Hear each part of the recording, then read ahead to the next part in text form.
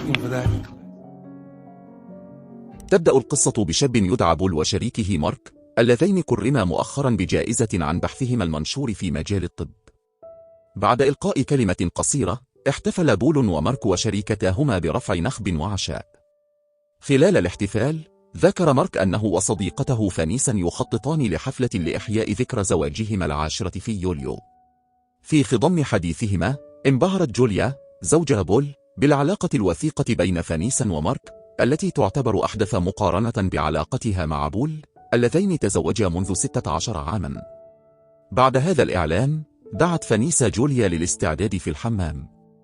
وبينما كانت المرأتان هناك، تحدث بول مع مارك، الذي بدا كئيبا على الرغم من التقدير الذي حظي به. بدا مارك مستاء لأن بول لم يمكنه من فرصة لمخاطبة الجمهور أثناء وجودهما على المسرح. بعد الاحتفال، اعترف مارك بأنه يعرف أن فانيسا شاركت سرها مع جوليا، إذ لاحظ تغيرا في تعبير الأخرى. كانوا يستعدون للنوم عندما تقدم مارك فجأة لخطبة فانيسا، التي ضحكت فقط، معتقدة أنه ثمل.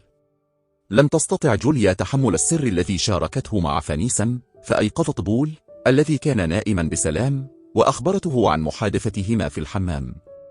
ومع ذلك، لم يأخذ بول كلمات جوليا على محمل الجد، فقد اعتقد أنها هراء وافترض أنها لا تزال تحت تأثير الكحول.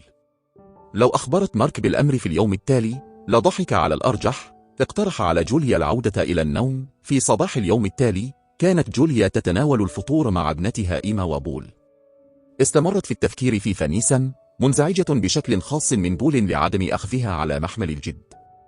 ظل بول متمسكا برأيه بأن تبادل القبلات ليس فكرة جيدة، مشيرا إلى أن جوليا تغار من علاقة فانيسا ومارك، ولكن هذا لا يعني أن عليهما أن يحذوا حذوهما.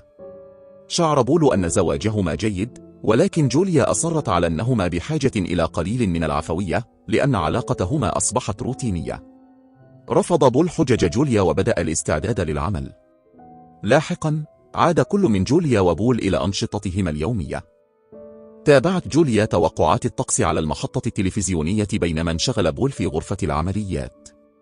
وعلى الرغم من أنها تدعي أنها ليست قلقة، إلا أنها لاحظت مارك أثناء العملية وسألته في النهاية عن المحادثة التي دارت بين جوليا وفانيسا خلال تدريباتهما في صالة الألعاب الرياضية. أكد مارك أنها فعلت ذلك، ولكنه أوضح أنه وفانيسا منفتحان جدا مع بعضهما البعض، ولذلك ليس لديهما ما يخفيانه. ثم أخذ ابنته إيما إلى منزل صديقتها، حيث حاول تقديم النصيحة لها حول كيفية التصرف مع الجنس الآخر، خاصة وأن جوليا ذكرت أن إيما قد تقع في الحب. لم تشعر إيما بالارتياح لمشاركة هذا مع والدها وقررت تجاهل اقتراحه.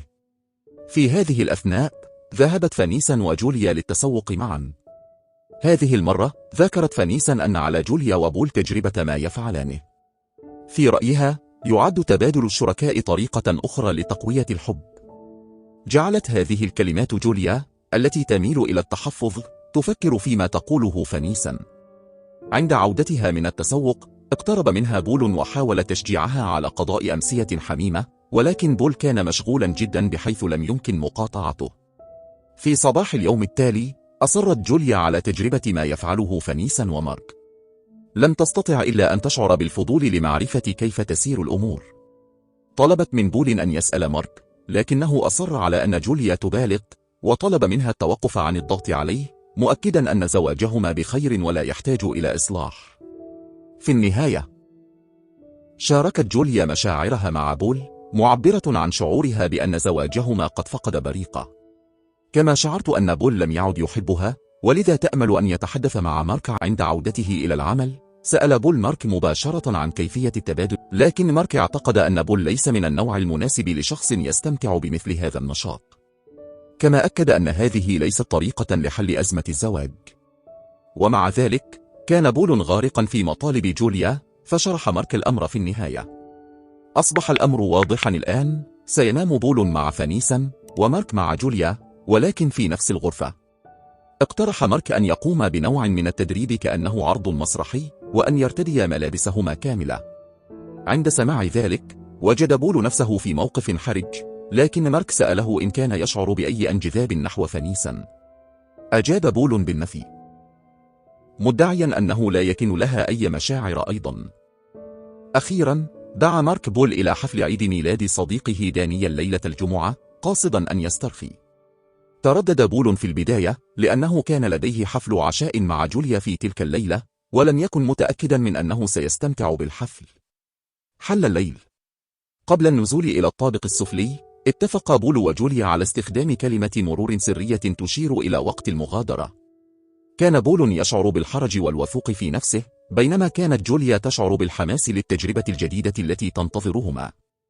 بعد نزولهما قليلا، استقبلهما دانيال عند المدخل. وبينما يتجمع الضيوف الآخرون حول المسبح، دعاهما دانيال لاستكشاف المكان وعرفهما على بعض الأصدقاء. دون تردد، طلب دانيال من جوليا التحدث معه بينما تحدث بول مع بعض الضيوف، أحدهم نديم. في هذه النقطة، شعر بول ببعض الحرج. على الرغم من مغازلة نديم له، أبقى عينيه على جوليا التي تحادث دانيال، بينما بدت زوجته غافلة عن انزعاجه. بعد ذلك بقليل، ظهرت فانيسا وسحبت جوليا بعيدا للدردشة، وسألتها عن رأيها في الحدث. أجابت جوليا بأنها تستمتع به. في هذه الأثناء، حاول بول تجنب نديم واعتذر للذهاب إلى الحمام في الطابق العلوي. فجأة، فتحت نديم، التي كانت تتبعه، باب الحمام. رفض بول طلبها وأخبرها أنه متزوج. ثم طلب من جوليا العودة دون استخدام كلمة المرور السرية. في طريق العودة، انزعج بول من جوليا لتجاهلها تحذيراته في الحفلة، بينما شعرت جوليا بأن بول متصلب جدا ولا يستمتع بالفرح الذي تشعر به. كما انزعج بول من اقتراب دانيال من جوليا، ولكنها وجدت الأمر مسليا. أخيرا، سألت جوليا عن نديم، لكن بول ذكر أنها كانت مصدر إزعاج لضغطها المستمر عليه. لم يستطع بول التوقف عن التفكير في أحداث الحفلة. كان يتوق للنوم ونسيان ما حدث، ولكن جوليا لم تكن راضية. كانت مقتنعة بأنه عليهما أن يحاولا تحقيق أحلامهما في غرفة النوم. أعربت عن رغبتها بوضوح لبول وطلبت منه أن يشاركها أحلامه أيضا، ولكن تبين أن بول لم يوافق. في الواقع، لم يعجبه التغير الجذري في سلوك جوليا، الذي أصبح الآن مملوءا بالرغبة. مرة أخرى، عبرت جوليا عن مشاعرها مؤكدة أنها لا تريد سوى مشاركة رغباتها وأحلامها مع زوجها. وعلى الرغم من أنها لا تفهم تماما سبب هذه الحاجة أو ضرورة تلبيتها، إلا أنها تشعر ببساطة أن علاقتهما بحاجة إلى تغير.